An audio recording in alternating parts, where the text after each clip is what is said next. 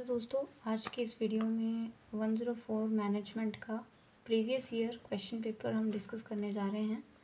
तो सबसे पहले इसमें आता है शॉर्ट आंसर्स जो 3 मार्क्स के आते हैं और 2 पेजेस आपको लगभग लिखने होते हैं। तो सबसे पहले इसमें आया है पर्ट का। पर्ट एक टेक्निक होती है जिसमें प्रोग्राम एवेल्यूएशन रिव्यू टेक्निक होती है, जिसमें आपको लिखना है 2 पेजेस का। फिर सेकंड इसका क्वेश्चन आता है significance of situational based approach in education management.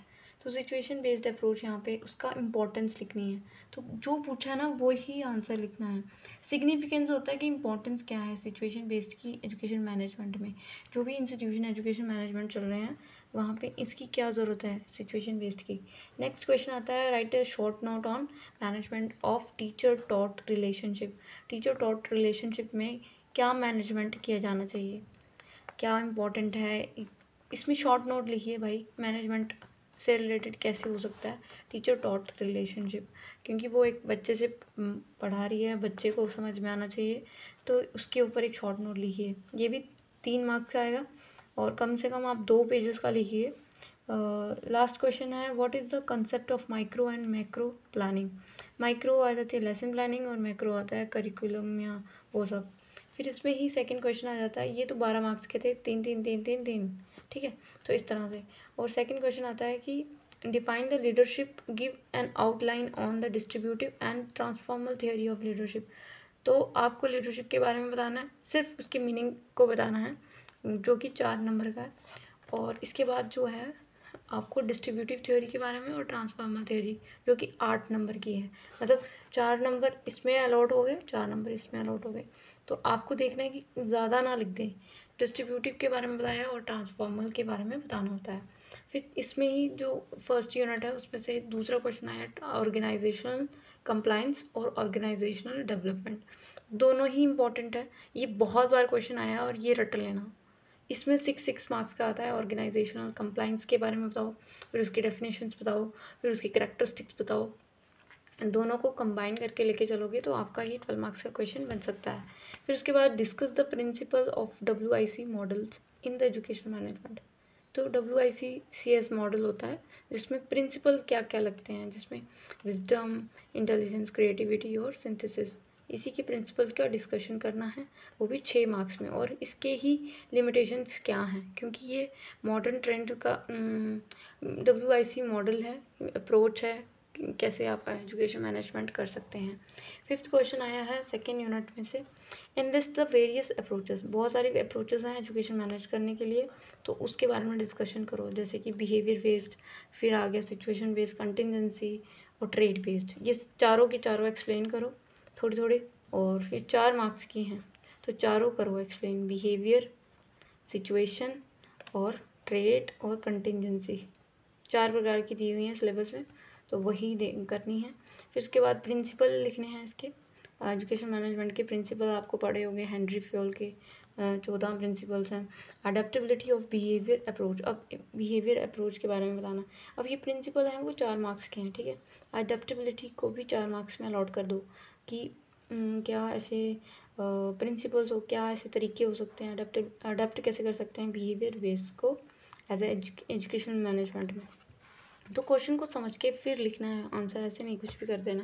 फिर उसके बाद 6 क्वेश्चन आता है discuss the need and significance of time schedule for the teacher in education management. एक टीचर को टाइम शेड्यूल के बारे में क्या इम्पोर्टेंट, क्यों ज़रूरी है, इम्पोर्टेंट क्यों है और क्या ज़रूरत पड़ गई इसको शेड्यूल रखने की। इससे इसके ना आप लिख सकते हो कि 6 पॉइंट्स, 6 नंबर के हैं नीड और सिग्निफिकेंस। तो नीड पहले लिखो, और नीड भी 10 पॉइंट होने चाहिए कम से कम, ठीक है। 6 नंबर का है नीड, तो आपको कम से कम 10-15 पॉइंट्स लिखो इसके, 10-15 पॉइंट सिग्निफिकेंस के लिखो। दोनों में मिल मिला के आपका 12 मार्क्स का क्वेश्चन बनेगा। नेक्स्ट इसमें आता है what are the various types of resources. अब आप इसमें फिजिकल रिसोर्सेज के बारे में बताओगे, फिर फिजिकल और ह्यूमन रिसोर्सेज के बारे में बताओगे, थोड़ा थोड़ा सबको एक्सप्लेन करोगे। ये आ गया आपका भाई 4 मार्क्स। यहाँ आप कह सकते हैं कि भाई कितना ही लोगे, 6 मार्क्स ले लो, 4 मार्क्स ले लो इसमें, और ये 8 मार्क्स का हो गया। 8 मार्क्स का जिसमें नीड भी है और सिग्निफिकेंस भी है। इसमें ह्यूमन रिसोर्स के बारे में बताना है आपको कि ह्यूमन रिसोर्सेज का क्यों ज़रूरी है, और इसमें वेस्ट एनर्जी, टाइम, स्किल, ये सब कुछ लिख देना आपको। सिग्निफिकेंस हो गया, तो देख रहे हो कि ज़्यादातर नीड पूछा गया है, सिग्निफिकेंस पूछा गया है।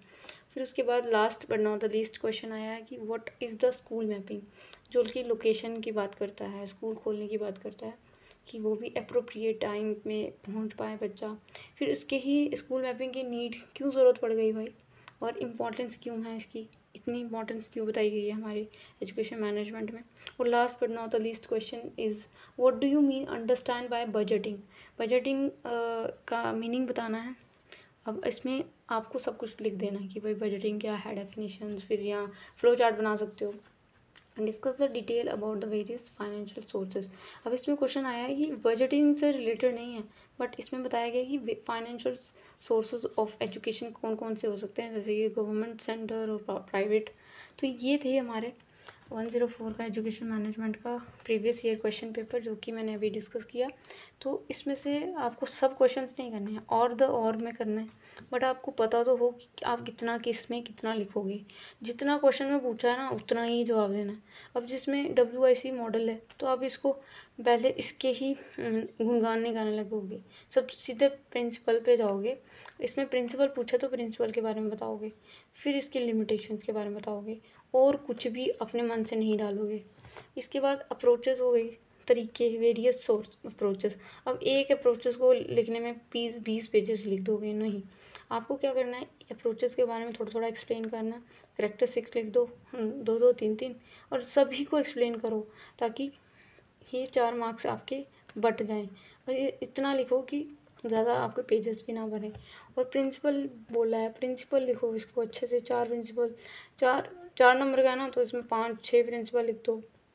तो इस तरह से आप अपने क्वेश्चन को पहले पढ़ो, फिर उसको समझो, फिर लिखना शुरू करो। ऐसे मत लिखो, नहीं तो आपका वेस्ट ऑफ टाइम हो जाएगा इस पेपर में, और आपको पता नहीं चलेगा। Thank you and have a nice day. फिर से हम मिलेंगे एक प्रीवियस ईयर क्वेश्चन पेपर के साथ।